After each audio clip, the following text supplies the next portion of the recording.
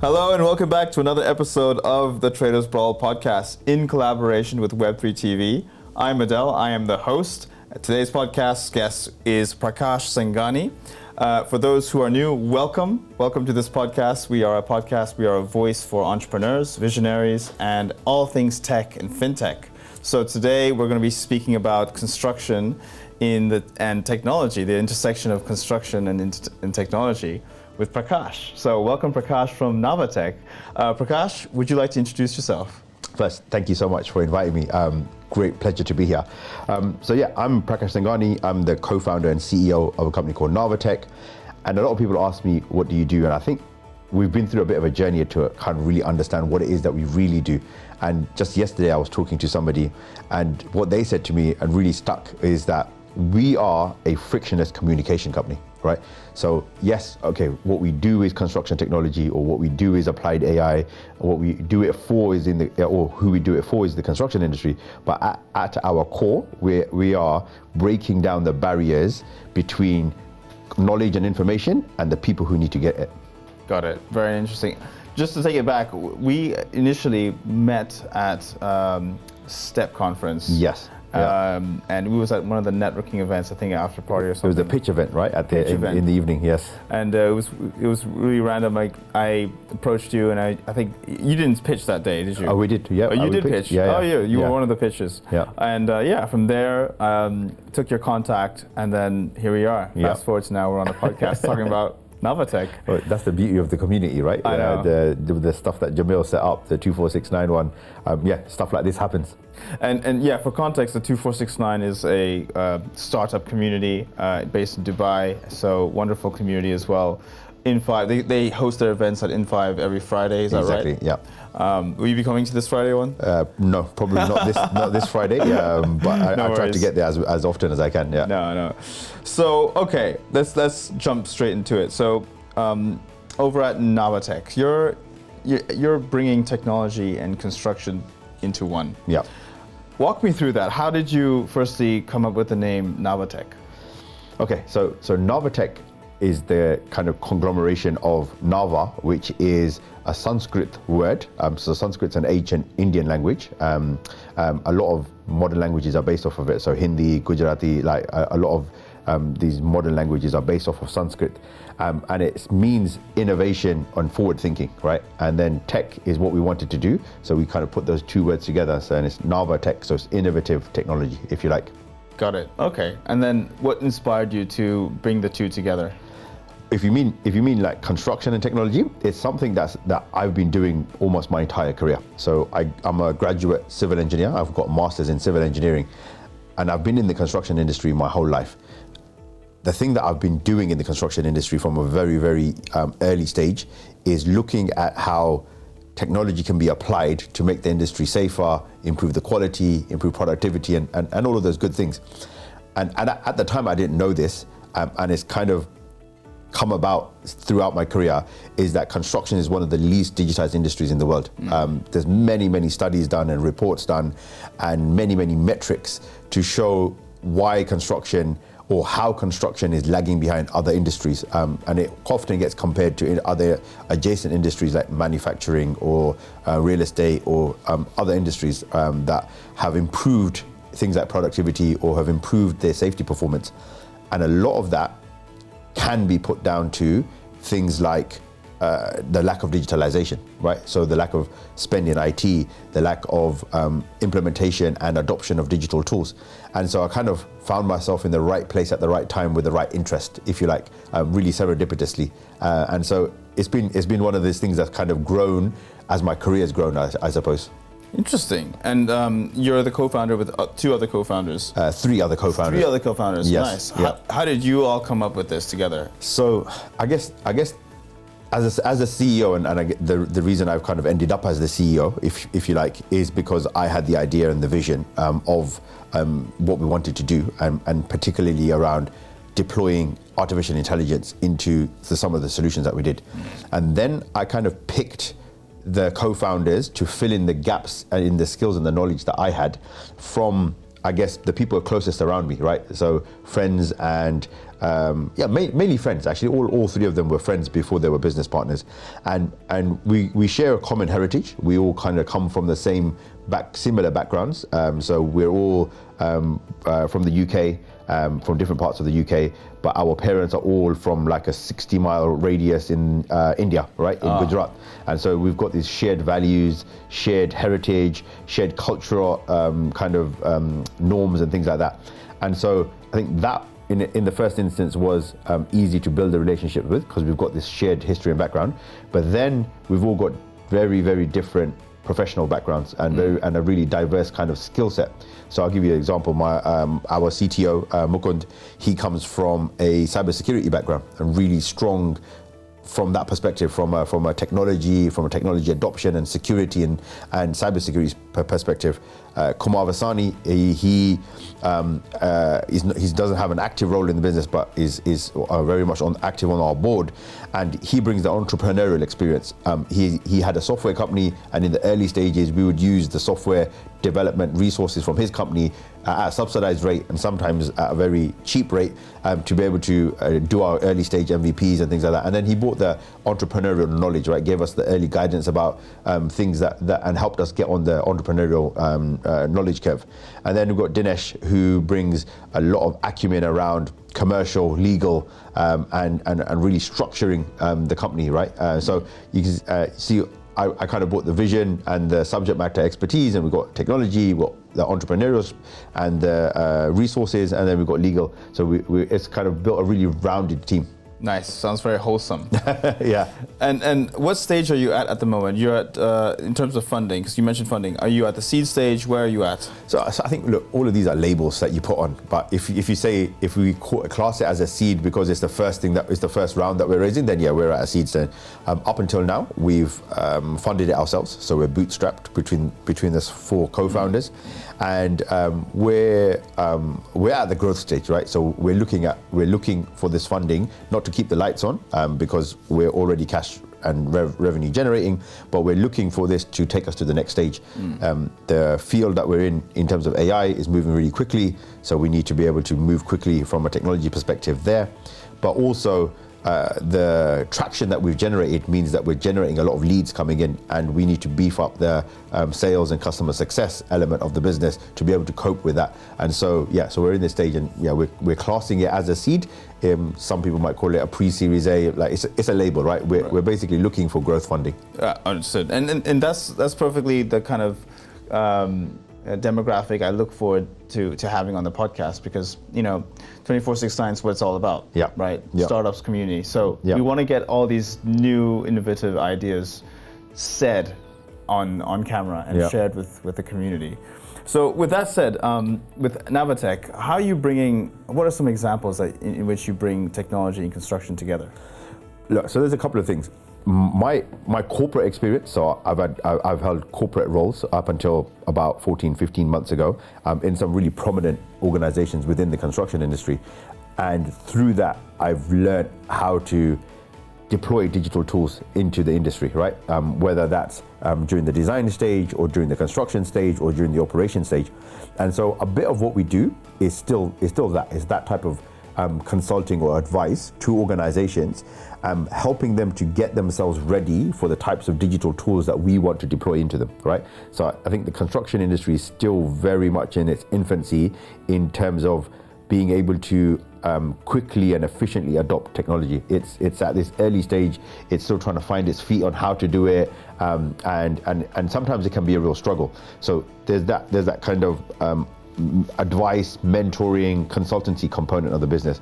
And then the other thing is actually deploying the technology, and we do that through applications, right? So we've got a number of different interfaces that we use to allow users to interface with our technology. The latest one is actually WhatsApp. So we've piped our technology directly into WhatsApp to make it as easy as possible for people to get access to our tech. I see. So say, who are your typical clients? Just so I get an understanding. I know they're B2B. Yep. Who are your typical clients? So I always say we've got 2 clients, right? So we've got the client in terms of who pays our bills, who writes our check, and they're usually corporates and organizations. So that if you looked at it from a pure sense of the word, we are B2B. but the people who use it and get the most benefit are the workers, right? And so we're almost like a B2B2C, if you like, right? Almost. And so the types of organizations that we're currently working with are developers. So we're working with NEO in Saudi Arabia, for example. We're working with Aqua Power, which is a huge power distribution generation company, utility company. We're working with and talking to the likes of Aldar and Nakil and some of these guys, right? So very much at the moment we're talking to developers, but we also see a huge play and a huge value for contractors, the companies that actually do the building of the buildings. And same, we're in negotiations with some large-scale contracting organizations. So just to put all doubts aside, because I was thinking you're building robotics to help with construction. You're not doing that. No. You're not building robots to help with construction. No, but that is an area that's growing massively as well, and I think it's adjacent to what we're doing. But what we're doing is essentially using large language models and conversational AI to break down the barriers between the workforce and information that helps to keep them safe. So a lot of the time, what happens is organizations create tons and tons and tons of paper, right, to basically tick boxes and to comply to regulations and rules. And as soon as they've done it, they send it to the workforce, say, you've read it, get them to sign a piece of paper to say that they've read it, and then that's it. This documentation either sits on SharePoint sites or sits somewhere, and basically nobody ever refers to it unless something goes wrong, and then they open it back up and say, okay, yeah, we told you this and you signed. So what we're trying to do is make sure that people can get access to this information in the simplest and easiest way possible, right? And LLMs allow us to do that. So the large language models allow us to train information or train models based on that information, and then we make it available to the workforce in whichever language they want, in whichever modality they want as well, right? So we as you probably know, right, the people who come to work in the construction industry in this part of the world come from a very diverse background. They're from India and Bangladesh and Pakistan and Philippines and all of these countries. So they've got very differing approaches to understanding risk. They've got varying different literacy levels, and they've got different ways in which they want to absorb information. And so what we're trying to do is give them this information in all of those different ways. So as an example, people can talk to our bot in 50 different languages. If you don't know how to read and write, you can send a voice note and you'll get a voice note back in your chosen language. If you want to take a picture and ask it what risks or hazards it sees in the picture, you can do it that way. And then you can also interact with it directly from things like WhatsApp, for example. So you don't need to download an app. You don't need to remember a username. You don't need to remember a password. You don't need any training, right? Like, did you get any training on how to use WhatsApp? Most people don't. And so we're trying to remove all of this friction and all of these barriers to getting access to this information that could potentially help save their lives. Got it. Now I understand. Let's talk about your product. So Saifety.ai. Yeah. So Saifety.ai, as I understand it, addresses a very crucial need, which is worker safety. Exactly. So with that said, can you share some examples how it helps work sites and workers? Yeah. So look, there's a couple of different kind of use cases that we're seeing are really, really powerful and prevalent. So imagine that I am a worker and I've literally come from a farm or a fishing boat in the middle of the Indian Ocean, right? So, and this is genuinely stories. When I worked in the industry, I would talk to people that the day before they were sat on a farm and they were farmers, or they would come from a fishing boat, and the next day they're sitting on a construction site in the middle of the desert. And so these guys have very rarely seen a building site or a building site of the scale that we do in this part of the world. That's one thing. Most of them, English is not their first language. A lot of health and safety documentation is done and made in English. And then the third thing is a lot of the tools and equipment and the situations that they find themselves in, they've never been in before. So they don't know how to react to these things. So I'm on site, I've been asked to do this piece of work. What our technology does is you can just simply ask it a question. Say, as simple as I'm about to dig a hole, like, what do I need to know? And it will come back, and if your language is Malayalam or Bengali or Hindi, it will respond to you and say, these are the risks with the work you're about to do. These are the pieces of equipment that you probably should have, your personal protective equipment and things like that. These are the things you should do to try and keep yourself safe. And that's just one of the simple examples of how we're using this technology to help these people understand the risks and hazards of the work that we're asking them to do. So, in a nutshell, Saifety.ai is a chatbot. Is that correct? Exactly. So you can right. ask. It's like a ChatGPT. Yep. Except you can ask it anything you want. And can it accept voice messages? Yes. Oh, yes. Okay. So just slight correction there. So it is like ChatGPT, but we're using our own models. So we're actually using models that have been developed right here in the UAE. So we're very proudly UAE focused and a UAE born startup. So we're headquartered in Abu Dhabi, and we're using the Falcon model, which was developed right here in the UAE, and it's one of the most powerful models in the world. And so what we're doing is, we could have chosen any LLM, right? To be honest, we could have chosen any LLM to use, but we wanted to make sure that as a UAE business, we're showing the power of what the UAE can do to the rest of the world. And so we host our own model. So any corporation's data that comes into our organization doesn't go to OpenAI, it doesn't go to big tech, right? It's not going to Microsoft, it's not going to feed them, and it doesn't go into a black box where you don't know what they do with it. And the other thing is that it's fine-tuned to only talk about health and safety. So that means that we get much more accurate and contextual answers. ChatGPT, as good as they are, because they're trained on something that's so wide, they can sometimes give you answers that are not relevant or that are really, really generic. And so, yeah, we're using that conversational AI type of interface that you see in ChatGPT and that, but we're very much focusing it on health and safety. And to your last point about the people who don't know how to read and write or are not comfortable reading and writing, yes, we allow people to send voice notes, and again, in any of those 50 languages. So you can send a voice note in one of over 50 different languages, and you'll get a response back with that same in that same language. So what if you don't know what to ask? Because there's a lot of information can be overwhelming. What if you actually don't know what to ask it? Great question. and so that's the beauty of large language models, right? So if you go back to traditional, and a lot of people say this to us, is that, well, I can just do a PDF search, right? Do a Control F or a Command F, and then type this word. In that case, you need to know what to type, right? You need to know that this is the keyword I'm looking for. But here, you don't need to know what to ask. You just need to tell it what you're going to be doing. Like the example that I gave you, I'm going to be digging a hole, right? and so I don't need to know that if I need to dig a hole, I need to put a barricade up or whatever. So I wouldn't have to search for the word barricade, or I wouldn't need to search for edge protection, which is the terminology that you would need to know if you were to search in a normal document. Right. So the beauty of it is that through the power of conversation, just talking to it, telling it what work you're going to be doing, what concerns you might have, it will come back and give you the appropriate answers. Interesting, very interesting. I'd love to see it in action. Yeah, 100%. Look, I'll send you the link, and any of the viewers, if they want to access it, sure. Everyone can use it for free right now. So I think it's 3 messages a day you can send to our bot for free, and then if you input a few bits of information so that we can perhaps contact you later, you can have premium version for free for 5 days. Oh, brilliant. Okay. Now, going into safety regulations, because each country has different regulations that vary. Yeah.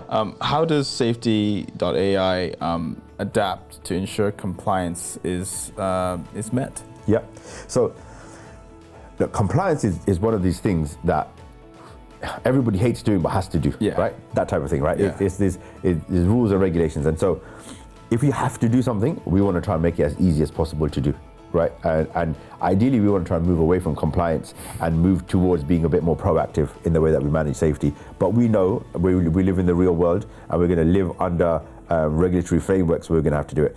So for that use case, in particular where we have to meet regulatory requirements, we train it on the country's regulatory information. So the free bot that I mentioned before is trained on something called the Health and Safety Executive, based in the UK. So they're one of the kind of world's leading health and safety regulators. So they're part of the UK government, and they kind of govern how safety is managed, not just in construction, but in any workplace. So whether you work in a kitchen, or you work in a factory, or you work in a farm, any of those would have to comply to this health and safety executive regulations. There's similar bodies in the US. One's called OSHA.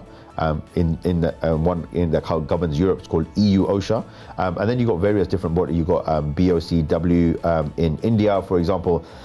Here we don't have a centralized body, but we kind of take little bits from all of these other international ones. And so what we do is we train our bot and our LLM on the regulatory information from these countries and make that available to the users, and they can choose. So you can switch models in ours. So say at one time you want to know about what OSHA says about, I don't know, scaffolding or working at height, and then the other day you want to know something about HSE. We allow people to switch between those different regulatory environments. And how do you train the model? Because you have to feed it with information. How do you train it? So at the moment we're training it with lots of text-based information, and we're moving towards visual-based information as well. We've got a research project ongoing with Mohammed bin Zayed University of AI, potentially, where we're going to be feeding it through with lots of pictures and identifying hazards. But we not to get too technical, but we basically do something called use a RAG method, which basically takes information, turns it into vector graphs, which basically couples things that are similar together, and then we feed that into an LLM, which then gives you the answers.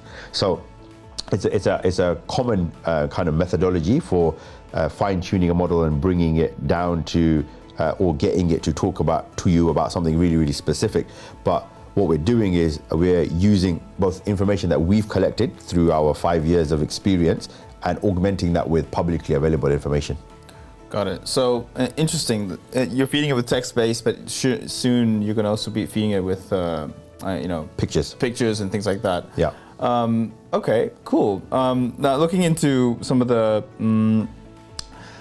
some of the controversies. No, not so much controversies. Something I wanted to ask you. Yeah. In terms of when I initially asked the question about robotics, using robotics that I believe countries like China are already doing. Yep. And they're replacing humans in terms of construction workers. Could technically a robot also do the job of Saifety.ai?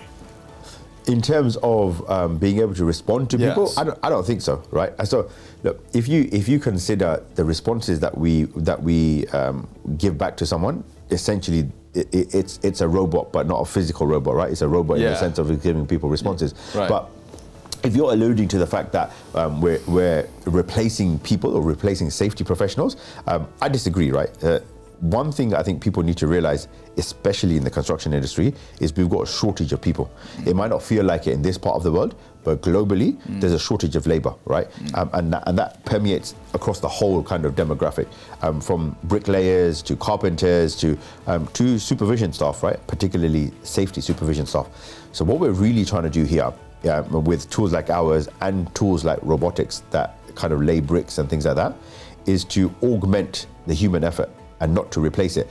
And sometimes it's actually to fill gaps because humans no longer want to do this type of work. So if you go to most parts of Europe, right, there's a huge shortage of laborers to work in the construction industry. The guys to mix the cement or shovel the sand, to dig holes, to lay bricks. And that's a big, big problem, right? If we can't find people to do these things, the demand for buildings and all of that means that we're going to have this gap in labor.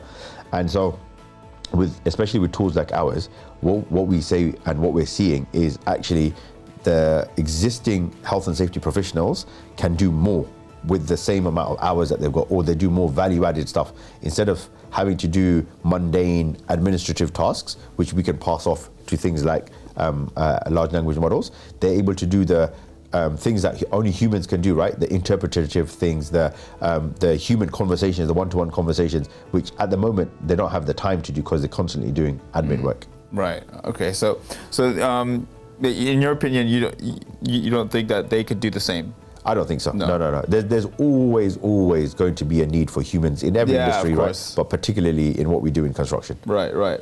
Could you see a possibility that these robotics that are being built, right now they're doing very basic tasks, like maybe filling shelves, right, in a factory. But in the future, they could progress to, replacing humans. But again, I don't think you're ever going to get to a place where you'll replace humans, right? And I think that's something that we really need to kind of get away from, and I think it's a little bit of fear mongering. But I'll go back to my previous point. There's certain skill sets and certain jobs which we just simply can't fill. So instead of replacing them, right, they're going to be taking over jobs that nobody else wants to do, right? That's one thing, and I can see that happening 100% in construction. You're going to start seeing robotics coming in and filling the gaps where we can't get humans to do those things, right? Then the other part is, and again, I'm reiterating the point is that tools like AI, and not just in construction, but I think across the board, should be seen as a tool to help people to do things more effectively. A lot of, you would have seen lots of analogies with calculators, right? When calculators came out maybe 40, 50 years ago, whenever that was, there was this huge uproar, right? No one's going to know how to do any mental arithmetic. All the kids are going to be dumb because they'll type everything into a calculator. That's not true, right? All that meant is that we could do much more complicated calculations, right? That's what happened. So we got calculators came in, and so instead of people wasting their time doing really mundane or simple calculations, they were now using these calculators to do even more complex ones. And AI is going to do the same thing, right? It's going to help us to do more and more complicated things which we simply wouldn't have been able to do previously. Right. Okay, makes sense. And the other side of this is that whilst there will always be a human element on the employer side, cutting costs would be music to their ears. And then the other thing is not only that, but also they don't get tired, right? They're just plug and go. And what are your thoughts on that? So again, this I think speaks to productivity, right? We should be able to do more with the same resources that we have, right? If you talk about, I don't know, if you listen to what Elon Musk and some of these guys are saying, is eventually we'll have AI and robots doing everything, and then we'll basically all get paid a standard living wage, right? And so basically you wouldn't have to go to work, right? So you've got more time to do things with your family and more recreational activities, and all the value-added stuff's going to be done by robotics and AI, which I think is a dystopian future, right? Dystopian. Which is I hope never finds its way into reality. But I think that there is a place for this type of technology to start taking over doing certain mundane things to free us up to have more value-added time, right? And that could be, it's different for different people, right? Value to you might be different to value, well, it certainly will be different to value for me, but example is spend more time with your family, or spend more time reading a book, or I don't know, spend more time watching Netflix, whatever you find to be valuable. And do you also concede that, you know, the idea that my worker who's now a robot doesn't have to take annual leave, or doesn't get pregnant, or doesn't get tired? What is that? How do you feel when you could possibly be using? Let's say you're a construction, property developer, and you're trying to develop this massive, grandiose, golf course.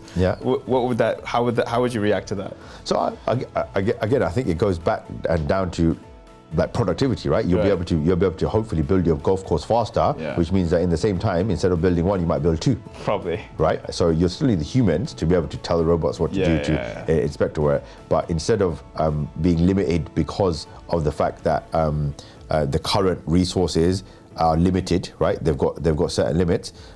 Now, you with the same amount of resources, you might be able to do more things, right?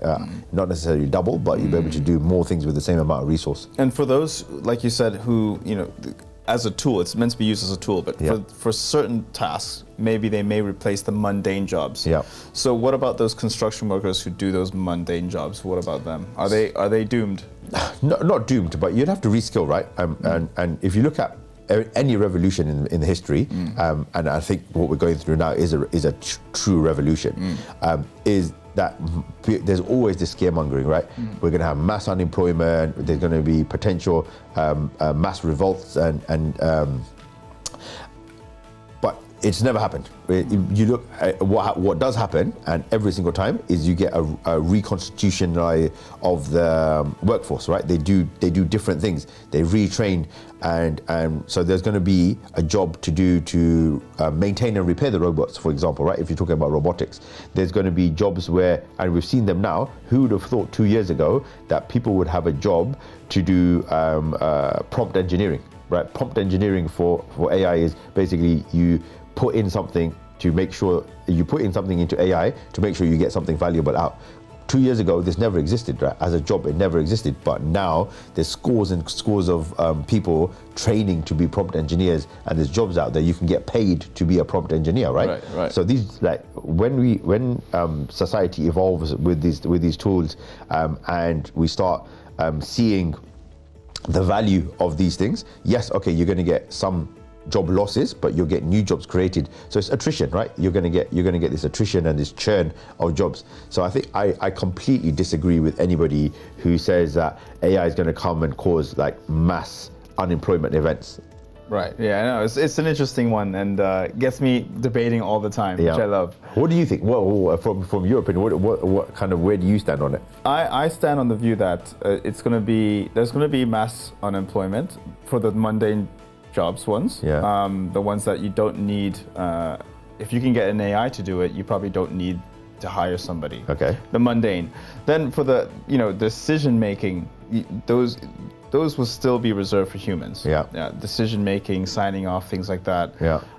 And jobs that require a human touch. Yeah.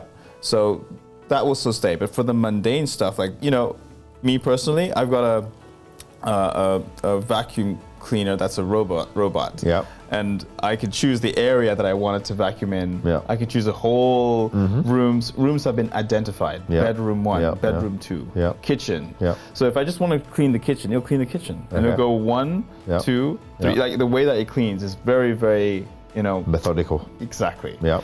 But you see, I would have hired a human for this before. Yeah. I would have hired a cleaner. And Yeah. then I'd also have to, take the risk that maybe the cleaner could steal my stuff. Yeah.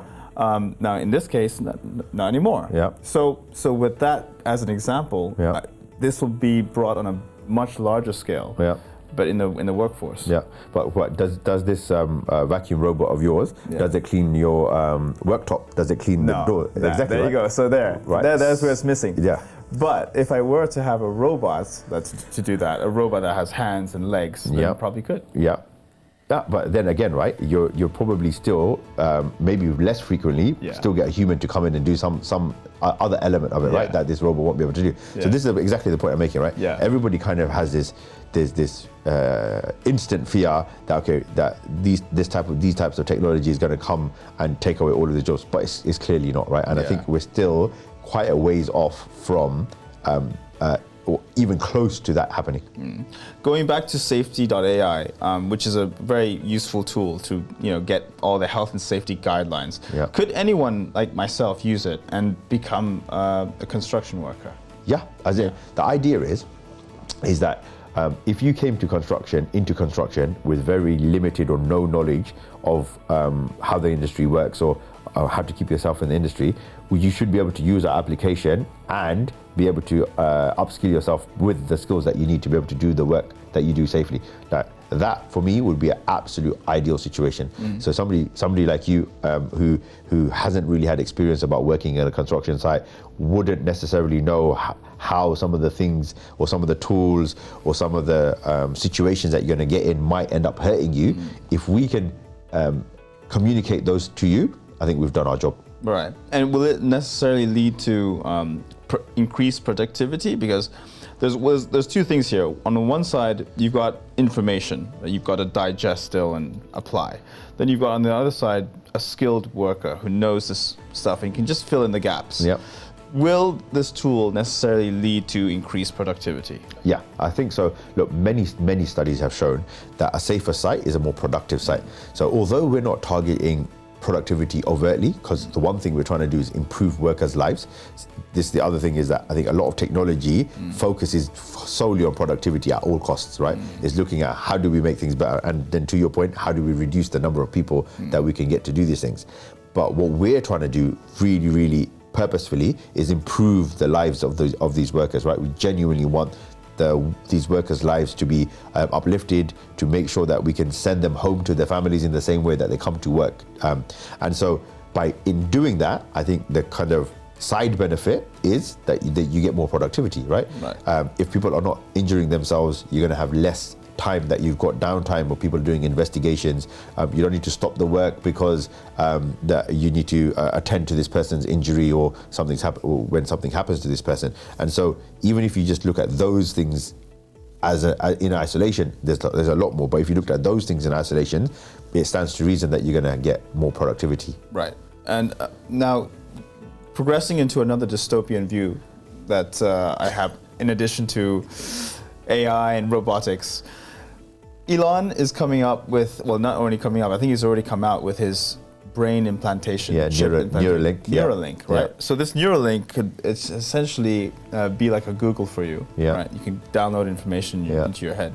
Now, do you see this as a threat to all chat GPTs and things that require an interface? I don't know. I think it's going to be another interface, right? And again, I think from where we are today to it being a fully functional, widely accepted thing, we're probably decades and decades and decades away from that, right? Right.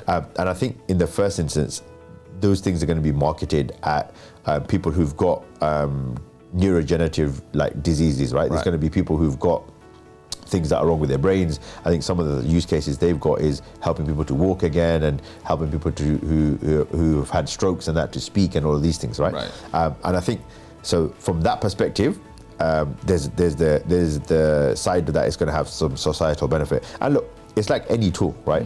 A tool, the example that I give is a hammer, right? Yeah. You can use that to do something positive, make this table, for example, or you can hit someone on the head with it and really do some damage. That's right? True. But what you do with that tool is up to you. And AI and this Neuralink and that is I think no different, right? These are all tools that if we use them in the correct way, use them in an ethical way, use them in a moral way, they can add benefit to society. But in the same way, if they go into the wrong hands or people use them nefariously, then you're going to have disastrous consequences. Right, and I think here's my next thinking is that if Neuralink becomes mainstream beyond just the patients, beyond that, companies that all have a ChatGPT or whatever, have an AI chatbot will now need to be on the Neuralink. Yeah. Because there will be competition between Neuralink, which is bang on, speed on right here, versus let me get my laptop out or let me get my app out and check it now. What are your thoughts on that? I think there's probably many interfaces in between that, right? We've seen AR and VR coming out, right? Like you see the Vision AR and stuff. And I think those interfaces where they're kind of like here rather than, like you say, taking the friction away from switching your computer on or pulling out your phone. And I think our watches are an intermediate step, right? You've got smart watches that are always on and it's up-to-date information or information almost instantly available. And so I think, again, right, compared to where we are now to the time where you're going to get information instantly inserted into your head, is a really, really long leap, I think, and trying to hypothesize about that right now I think so much is going to change between then and now, even in the technology and how we use it and how it's applied, that it's probably a fallacy, right, to try and think about what those impacts might be. Right. It's interesting. I like to have these. I like to get my brain thinking. Doing exercise. It is interesting because if you can get it like as quick as a second, your microsecond. Wow, it's like phones and interfaces, that's so old. But do you not see some of the negative effects of having this information already, right? We've gone to this, we've moved away from having to look things up in a book or read a newspaper to having information instantly available to you, right? And I think and I'm seeing this in like my kids and some of the kids that they interact with, is that they want instant gratification, right? There's no waiting for anything. There's no waiting, right? Because they don't need to, right? Every single interface that they've got now, everything you need, any piece of information, anything someone else wants to give to you is almost instantly available, right? You pull out your phone and you ask it a question, right? And I think we also miss something, right? You lose something when you're doing that. You lose that interaction. You lose the joy of finding something, right? Do you get what I mean? Like, I know what you mean. Like when you're searching for something and you find it, right? Where now it's kind of like it's expectant to always be there, right? You're just expecting it to be there. So I think you talking about doing thought exercises about how all of this stuff is moving. You're talking about now you almost having this information delivered to your brain without you, even before you even thought of it, right? Potentially, and then so where does that take us? Where in the realms of psychology? What does it mean to be a human and all of this? Yeah. Well said. No, I've got a question for you right off the back of this. As an entrepreneur, with experience and kids and everything like that, what's your opinion on this? Are we in a world where we're all addicted to the internet. Yeah, and addicted to our phones, right? No matter what age. Yeah, as in now, literally, these kids are born with phones or screens, right, attached to them, and then I think there's anecdotal evidence, right, to show that the cases of things like attention disorders and things like that are increasing, and I think part of it, my own personal opinion, I'm not a medical professional or psychologist by any means, is the fact that because we've got these screens and we've got this information to hand and we want this instant gratification, our attention spans are becoming lower and lower and lower, right? And I think it's a huge potential societal problem, right? Much bigger than these Neuralink chips that might come in 50 years. We've got some immediate problems that we probably should be looking at and trying to solve. I look, on the one hand, I'm a massive technology enthusiast, right? I love technology. I love the latest technology and stuff, but I do see some of the shortcomings to it, to the extent that I try, as much as I can, to limit the amount of time that I spend on my screen, and I fail miserably most days, right? But recently, for example, I've started leaving my phone downstairs. I got a 2-floor house, and so I purposely leave my phone on charge at night time downstairs, so I'm tempted to look at it before I'm going to sleep, in the middle of the night if I wake up, or first thing in the morning. So at least I've got, I don't know, those 7 or 8 hours away from my bloody screen, right? And I'm trying to disattach that addiction, right? Because I genuinely feel like I'm addicted to my phone, right? Because it's everything. Yeah, I can do everything on my phone. I can run, most days, right, I can run my entire business off of my phone, right? There's some days I don't even need to open up my laptop. I can answer emails. I've got the Fold, so I can look at spreadsheets if I need to. I can review documents. I can do everything that I need to do. I can sign documents, and so literally there's some days where I could do everything that I need to do to run my business off of my phone, and that's as powerful and as scary, right, as it can get. Based on what you said, do you think the phones and smartphones are, an extension to the human body? I think it'd be really sad if that ended up happening, but they're definitely becoming extensions of us, right? And in some cases, they probably know us better than we know ourselves, right? Probably. You've got all of these metrics, reports, exactly, right? And you got all of this anecdotal evidence that your phones are listening to you and serving you ads from conversations that you're having with your friends, because the microphone's on and things like that, and also everything that you're typing, all the information that you're giving it, is all being put into a database to get an understanding of who you are. I think there a couple of years ago, there was these studies about how much Facebook knows about you, right? They've got, I don't know, I can't remember, what is it, 32 points or about your profile, and then they're able to know like how you might vote and who you might talk to in real life and all of this stuff. It's really dystopian. Yeah. Well, but it's getting that way. But look where this conversation took us. I blame you. You took us down this route. Oh, we could go on and on, because I have so much to say about how dystopian the world's about to go through. Yeah. But taking it back to, we're probably going to wrap up, but taking it back to Navatech. Yeah. Right. Well, what are the plans for Navatech for 2024 and onwards, so that the audience watching have some expectations for Navatech? Okay, so we're going to continue to push the boundaries with what we can do with AI and technology. We've already made some leaps and bounds, even in this 4 months of this year.